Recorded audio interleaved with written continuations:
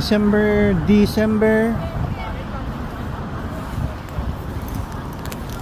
December 22, 2024. Dito tayo sa Sheraton, Hong Kong at saka Peninsula. Ito yung Hong Kong Cultural Center.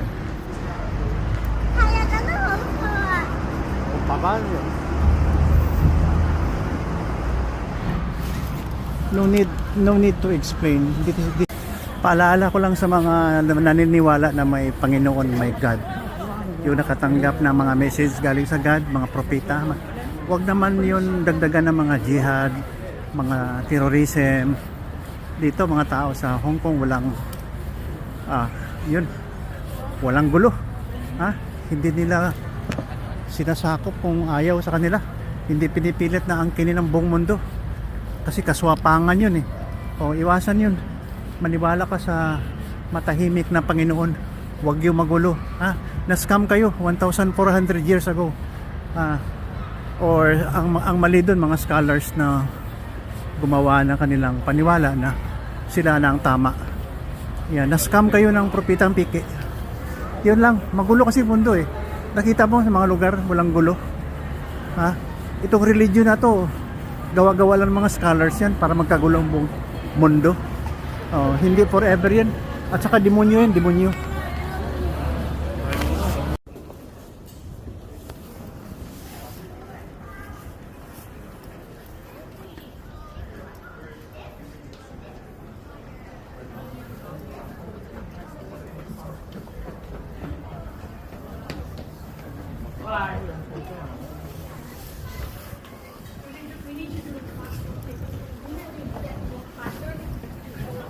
December 22, 2024. Ito na yung last leg ng araw na to na pinuntahan namin. Habang naghihintay for another round of travel doon sa bay, sa ferry boat.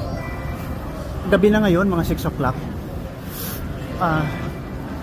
Yung nga, nagbablog ako dahil sayang din ang oras na hindi ko maabot yung aking mga reflection para sa atin lahat. Iba ang pagkatao ko. Ordinaryo lang, wala akong sinasabi. At ang lahat ng nangyayari sa buhay ko ay perks. Bonus ito sa jackpot, or jackpot ito sa bonus.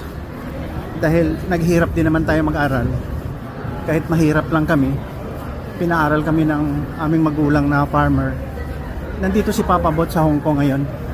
So nandito ako sa Hong Kong Cultural Center.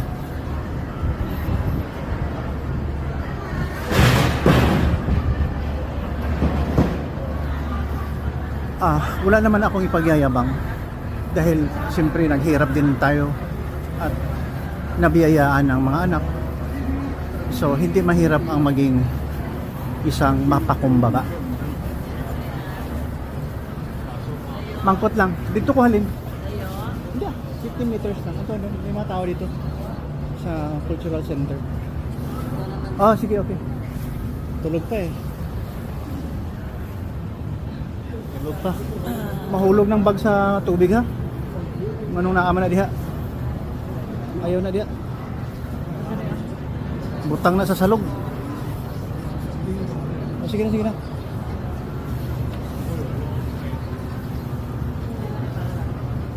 Yeah. Okay.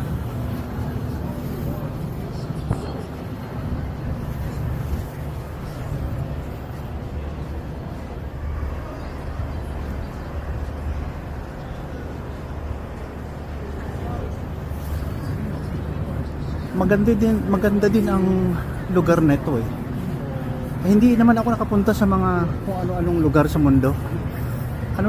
Hindi masyado malayo ang naabot ko. Pero the way I look at it, ang pinakamagandang lugar na puntahan yung walang mga terorista. Sa Dubai, ayaw ng government doon, may jihad, may terrorism. Sa Canada, ayaw. Sa South Korea, ayaw ng terrorism. Kung ganun, kung magulo yung mundo natin, may mali tayong hindi na correct. Lalo na pinanganak yung isang propeta galing Saudi Arabia. at saka sinundan ng mga Islamic scholar.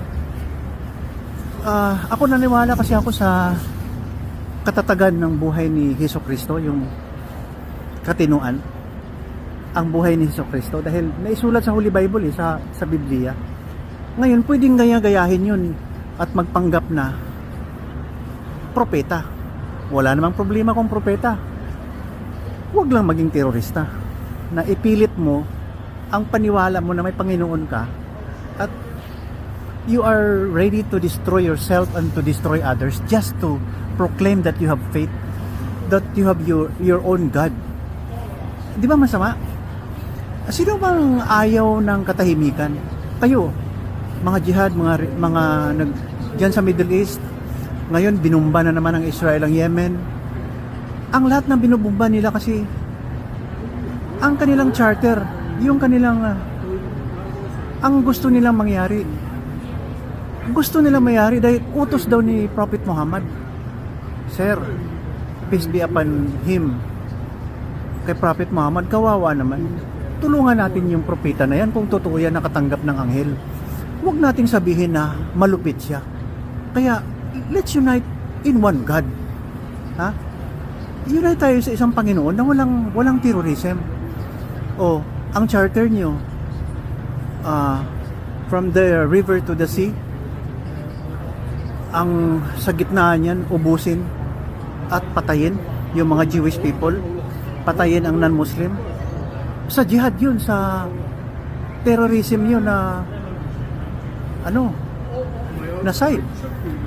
Di ba? Terrorism yun, hindi maganda yun, hindi maganda.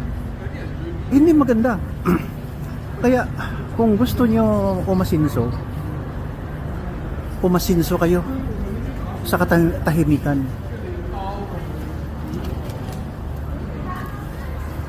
Huwag nyong ipairal ang mali. Huwag ipairal yung mali na paniwala. O, di ba? Kasi kung mali, ayaw kasi ng tao na masaktan eh. Kaya we have this instinct na to get away with pain. Pag may insult na masakit, ayaw natin. Patayin mo pa kaya ang isang lahi? Mismo aso, pusa, pag pinatay mo, magulo. Kaya, i-correct yung napaniwala ng mga jihad na sinulat kung sino yan, Uthman. Wala na yun, sir. 1,500 years ago pa yan. Mabuti nga si Jesus Christ, mayroon siyang disipulo na to write the account. Ang account ni Jesus Christ isinulat ng mga disipulo. Ang kay Prophet Muhammad, hindi ko alam kung totoo yung mga sinasabi dahil kawawa yung propeta na yan kung totoo siyang propeta na nakakatanggap siya ng message galing sa Panginoon. Di ba?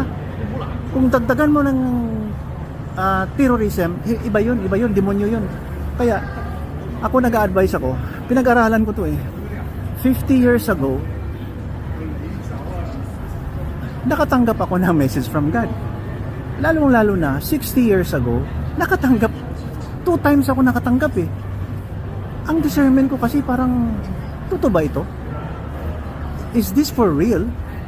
Am I telling the truth? Is it happen? Parang ang tanong, why me? Of all people, billions of people. Why me? Yan nga. Tinatago-tago ko lang yan. Hindi naman ako naguguluhan. I never had a problem about that. Kasi pwede akong tumahimik. Si Papa Bot pwedeng tumahimik. But everything na na-receive ko, mga discernment ko, baka nga totoo yung nagpapakita yung Panginoon sa akin. Kasi sabi ni Dayan Castillejo, noong December 18, paalis kami ng Jensen. Sa Manila, nagkita kami dahil galing sa Jensen sa birthday ni Manny Pacquiao noong December 17. So kinabukasan, nagkasabay pala kami sa plane, Cebu Pacific. Nagkita kami sa Terminal 3 ng Manila Airport. Sabi niya, mag-ingat ka, baka demonyo. Sige, retired ako, ganyan. Anong hobby mo na ngayon? Anong ginagawa mo? Ano, nagbablog na lang ako. Wala naman ako, hindi na ako nagtatrabaho. Ayan, ganyan. Ganun. Sabi niya, sana all. Well, hindi naman ibig sabihin na walang trabaho. Of all na mga sakit ng aking back pain, neck pain, marami akong mga niraramdaman sa katawan, walang problema. Kayang-kaya pa. Ilang araw na kami dito sa Hong Kong? 18, 22 na ngayon, mga 5 days na kami. Tuloy-tuloy pa rin ang lakad araw-araw. Mayroon na akong mga blister sa paa dahil hindi ako sanay mag-medyas, yung foot socks, kaya masikip ang paa. Mayroong irritation sa between the toes. Well, anyway, balik tayo. Akala ko kasi nung na-receive ko, hindi ko yan kasi iniisip eh. I'm not concerned about it. Sinasabi ko lang, bahala na. Kasi we have to go to school, we have to work, we have to raise a family or something, help people. Okay lang. Ngayon kasi, retired na ako, iniisip ko, ang gulo pa rin, ang gulo. Sa lahat ng pinupuntahan ko na lugar na asinso, walang gulo, walang terrorism. Kasi ang mali dyan, pag parang i-insist mo mga paniwala mo na mali yun naman, instead na you promote peace, love, understanding, you promote your own religion na may karahasan. Hindi pwede yan, sir, hindi pwede yan. Kaya na-design ko ngayon,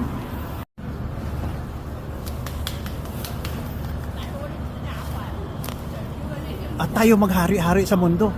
Sir, commander, ustad, imam, hindi yan, sir.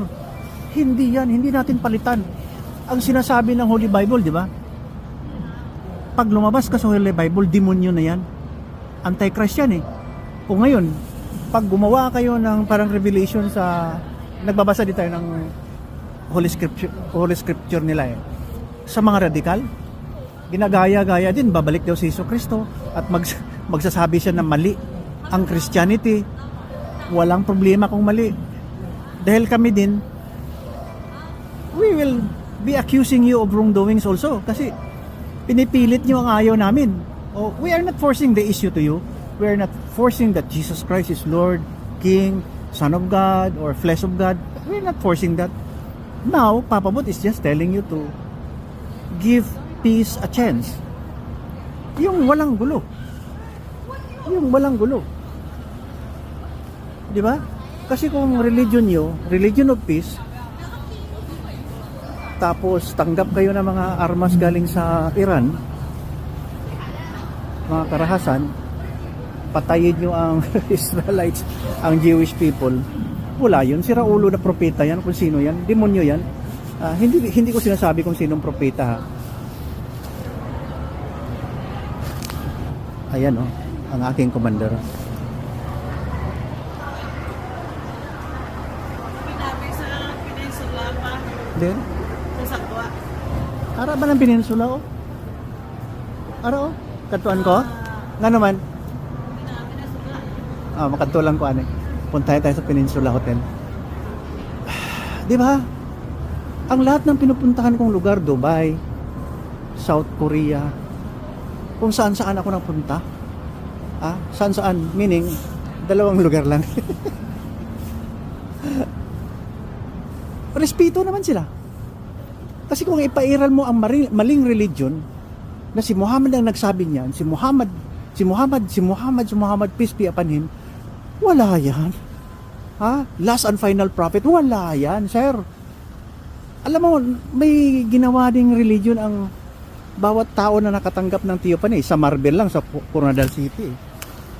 2 ang alam ko na nakatanggap. O yung iba, taga Marbel din, pero mga actual presence of God experience yan, yung Theophany. Yung isa anak ko eh. Oh, doon sa Canada mayroon man nakatanggap doon. Parang ano siya, parang Canadian siguro yun. Nakatanggap siya. So, pag nakatanggap ka kasi, i-discern mo kung Holy Spirit. Huwag kang magyabang. Huwag kang maging greedy. Maging simple ka lang. Maging mahinahon ka lang. Pag-aralan mo kung tama ang ginagawa mo. Pero pag sinabi mo, ito na, utos ni Prophet Muhammad, peace be upon him, ito na, bla bla bla bla bla bla, patayin natin to. Mali sila. Mali ang Kristyanismo, mali ang Buddhism, mali ang Hinduism. Wala yun, malayo sa totoo yun, sir. Wala yun. Kaya nga sinabi ko, naging Christian ako dahil diyan ako lumaki eh. Hindi niyo ako masisisi. Hindi niyo ako masisisi kung bakit naging Christian ako. Baka nga, hulog ng langit, diyan ako pinanganak. Oh, mukha ko parang si Rewel. Oh, buksan mo yung Exodus chapter 2 verse 18. Oh, yan. Oh, yan, Rewel, huh? Father-in-law of Moses. Oh, baka nga ikaw Hong Kong Museum to.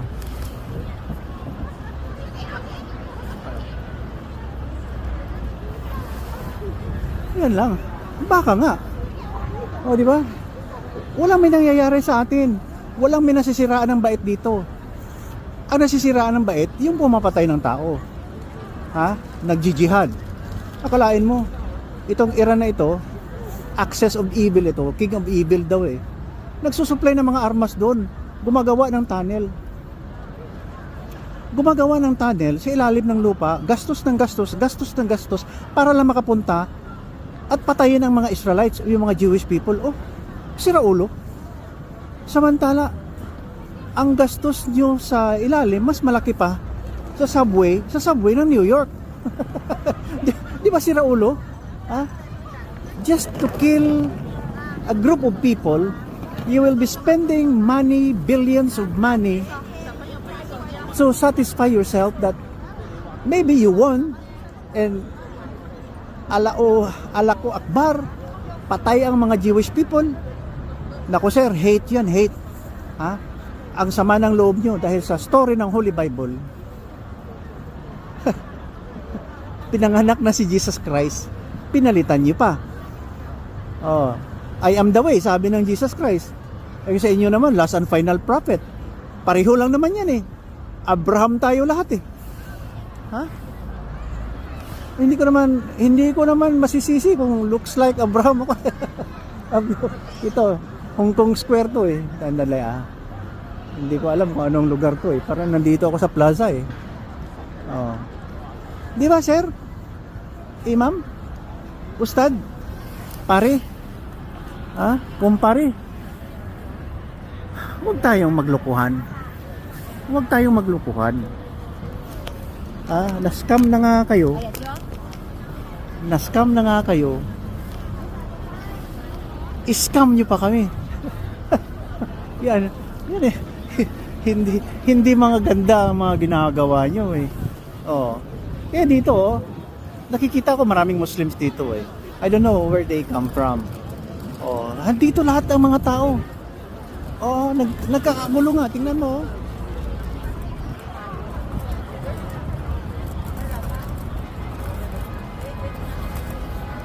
All walks of people coming here. Kung saan sila galing. Yeah. Kung saan sila galing. Di ba? Wala namang gulo dito. Sino sasabi may gulo dito? Walang gulo dito. Trabaho lang. Walang personalan. Kaya yung religion nyo, Islam, radical Islam, fundamentalism, you're the breeding ground of destruction. Yung mentality nyo is destruction. Di ba? Hindi kayo for everybody na complete with compassion, love, and care with fellow human beings. Di ba? Kahit saan ako magpunta, nakikita ko ang respeto. respeto bawat isa. Kahit na anong religion nyo, sir. Kahit na ano. Respeto lang, hayaan mo na si God kung saan tayo magpunta. Hindi mo naman alam kung talagang may langit eh, di ba? Why do we race to heaven na magulo? Kaya sabi ko, unite into one God. Ako, recommended ko talaga, balik sa Holy Bible, balik Kristo. We go back to God. Oo. Huwag yung ibang nakakatakot na religion. Kalain mo, yung preacher nyo, yung president ng Iran, sabi niya, God willing, mamamatay lahat ng Diyos, tayo maghahari. Alakubar, ganun. Tayo ang maghahari sa buong mundo. Ubusin natin sila. Tapos yung mga pera ng Iran, pumupunta doon sa Houthi, pumupunta sa Hamas, sa Hezbollah. Puro karahasan yun dahil ipon-ipunin mo yung mga armas, kung ano-anong mga bomba yan, mga missiles, para ubusin mo ang Jewish people at non-Muslim. Kahibangan yun, sir. Kayabangan yun. Hindi yun maganda. Wala yun sa totoo. It's not good, no? It's not from the Holy Spirit. Talagang sa demonyo yan, sir. Kaya maghunos dili kayo. Nandito si Papa Bot. Just telling you about this. 'Di ba? Hindi ko naman sinasadya eh. Kaya tinatago-tago ko, maliit pa ako eh. Wala lang, natatahimik lang ako. Lahat naman ng bisyo at kabulastugan ginawa ko. But I don't feel like I'm afraid. Dahil alam ko, sabi ko, bahala na Lord. Sabi ko, God, kung nandyan ka, okay, magpakabait na lang ako. Minsan, kalukuhan na ginagawa ko. Oh, ngayon, I'm just sharing my life to you. Na hindi din ako perfect. Hi. Pinay. I'm a vlogger. About Jesus Christ, about love of God. So, Papa Bot, tingnan mo sa YouTube, Papa Bot. Journey vlog. Ito lalabas na mamaya. From Philippines, Mindanao, Jensan. Yeah. So nakita mo ang pag-unite ng mga tao. Number 1, blessing, jackpot sa bonus sa jackpot na nandito ako. Ngayon, buhay pa ha. Retired anesthesiologist na ako. Naghihirap din ako eh. 30 years. Halos nasa ako, parang heightened alert palagi. Gumagamot ng inooperahan. Ginigising ko, binubuhay ko yung mga inooperahan. Ang hirap ng trabaho ko, sir. Ngayon, nung natapos din yung mga anak ko, mahina na ako dahil may mga injuries din ako eh. Hindi basta-basta yun yung nangyari sa katawan ko eh. I'm devastated by diseases. Kaya lang nakapagsalita pa ako, nakapaglakad dito eh. Punong-puno ng baggage oh. Yan. Oh, nasa may nylon yung aking baywang. Nylon ha. Na 0.70 mm nylon. Doon ang mga bags ko lahat dahil kung ilagay ko sa shoulder,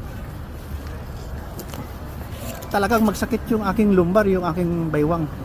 So ang baggage nandito sa aking baywang para ang tuhod ang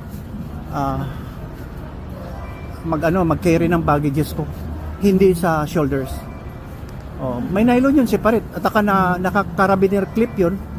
Nilagyan ko, tinatahi-tahi ko yung bag ko, lagyan ng carabiner clip at ilagay doon sa nylon. Yun ang aking buhay. Ayun, natutulog na si Mrs. Oh. Dito lang kami nag-aantay dahil may ferry boat ride pa yata kami sa gabi.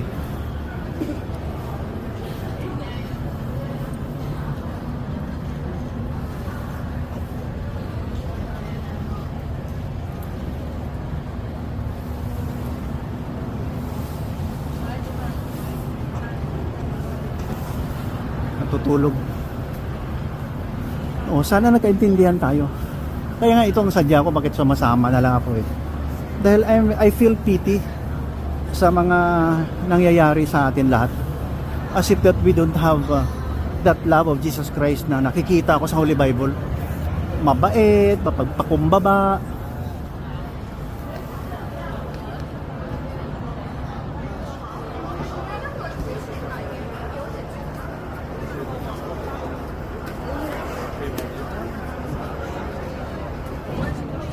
Wala namang problema si Jesus Christ, di ba?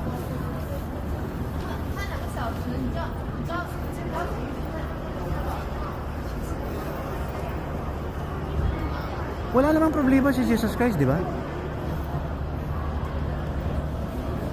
Tapos marami kayong mga accusations na ito, kung sino-sino siya, hindi sa Diyos, ganyan. Binabago nyo kasi. Kaya pa ulit-ulit ko sila sabi, if you against the Holy Bible, you are dominated by the evil spirit. Nakita mo na, dahil ang distractions ang gusto nyo. Kayo gusto mag-subjugate, kayong gusto maghari-hari, take over, kill, patay, kill. Hindi maganda. Hindi maganda na religion yan. Yung mga extremist, mga fundamentalist, at Islamic terrorism, hindi maganda. Mabuti na lang yung mga moderate. Kung sa bagay, 99.9 na mga Muslims mabait. Kunti lang buang. Pasensya na kayo ha. Dahil radikal ako eh. Hindi ako pwede na huminahon. Kaya ayaw ko ng hipokrito. Ayaw ko ng hipokrito na tao na kunwari mabait pero demonyo sa loob. Ayaw ko. Ayaw ko rin ang maging mayabang.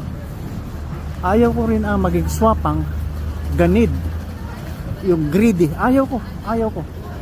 Sa totoo lang, masama ang loob ko pag ganun ka. Because for me, I'm a very lowly person. Mapagkumbaba lang ako eh. Wala akong ibang ambisyon sa buhay eh. Magpakabait lang. Magtrabaho ng tama.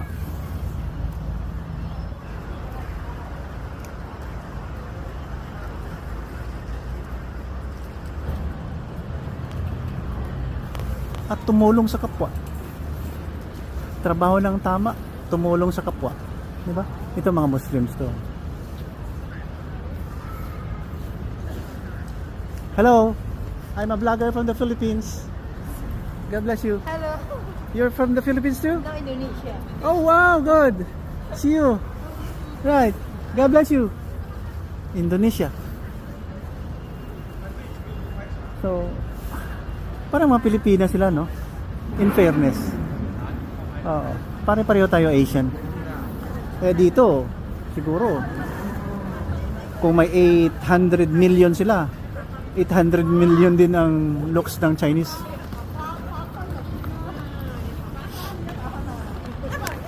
Chinese looking, iba naman yung Asian, Indonesian, Cambodian, pariho-pariho yan. Punta ka ng Vietnam, pari-pariho din. Ay, hindi. Ang pariho sa atin mga Pilipino, ano lang, Indonesian, Malaysian, ganyan. Oo. Ang iba crustacean, hindi, joke lang. Hi. From the Philippines, vlogger. Yeah. So, let's wrap up our conversation. December 22, 2024. Hindi ko alam tong square na to, pero nandito museum eh. Yeah. So, sir, madam, commander, Nasrallah. Sino pa yung mga sikat dyan? Patay na yung iba eh. Sabihin pa, namatay daw sila. Ang daming virgin doon. Ha? Makatikim ka ng virgin? May virgin ba ngayon? Nakakainis kayo eh. May virgin ba ngayon? Mayroon. Pero pag ginagawa nyo yan, kung konti na lang naiiwan, kawawa yung isang virgin. Di ba? Paano yan? Ang nauna lang yan. I mean, mali na paniwala yon. Yung mga perks nyo sa Islamic heaven, virgin, 72 virgins, sa'yo lahat yan. Makamundo yan. Makamundo yan. Ha? Ugali niyan, butakal yan kung sa Bisaya. Butakal yan, bur kung sa English. Traveling bur. Ha? Wala yan. Makamundo yan. Huwag ka maniwala dyan. Niluloko kayo ng mga writers. Mabuti pa ito kung sinasabi ko, 99.9% ng mga Muslims, ang bait. My hats off to you. All of you. Hindi biro ang maging mabait. Pero pag talagang tunay ka na mabait, mabait ka talaga. O, di ba? O, iwasan na lang maging terorista. Tama na. Okay, God bless us all. Pagod na ako kakasasalita. Nandiyan na sila eh. Comfort room na lang kulang bago mag-travel.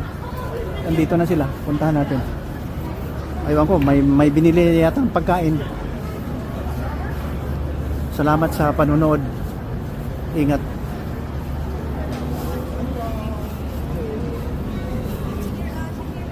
Asa na ta? Mahulat kita 7:30 sa cruise. Dad, 7:30. 7:30. Bay 2. Kaya malakata dito mag-standby or ano? Meron na. Kasi 1 hour pa nga ba? Okay, okay. Tato kayo dito? Okay lang? Siya? Oo. Oo, tama. Okay lang? Sili nga masugot pa. Ha? Yawak mo mangita kasi ang Mamangkot ka eh. Kasi dito sa may dam. Aralan na oh.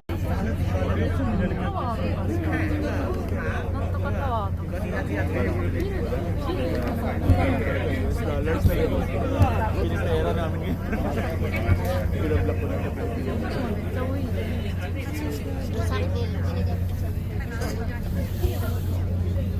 loko sila dito. Pag bumili ka sa campus, magsusutin mo na agad. Kukunin nila. Sabi nila, donate nila. Yung time na yun, na parang may commotion kami ng sales mo. Hindi ko na ako yung gusto niya ngayon doon. Sabi ko, wag, uwi ko. Yung time na yun siguro hindi ko na-secure yung credit card. Nabudol ako. Mukhang wala naman. Wala namang notification na nakabili ng walang pagtulong. Wala naman yung hindi namin pag-sleep. Bakit na lang sa December 22, 2024. Dr. Ramagan, what's your message to the world that you're here? Isang lahi, Pilipino at Incheck, pareho lang sa mata ng Panginoon. Siya ay isinilang para sa yung mga tribal. So, Paulit-ulit, isinilang. kami ng lima. isinilang si Jesus para sa lahat. Walang racial discrimination sa Panginoon. So that is why we have to accept Him as our Lord and Savior. It's the greatest gift given by God to all mankind. Accept Jesus. He is the reason for this season. Jesus. Yan na. Ang galing pala mag-vlog to. Asawa ko. Ito. Oh, ang galing pala nito eh. Hindi matawaran, ang galing. Yeah, Jesus Christ is the reason for this season. Praise the Lord.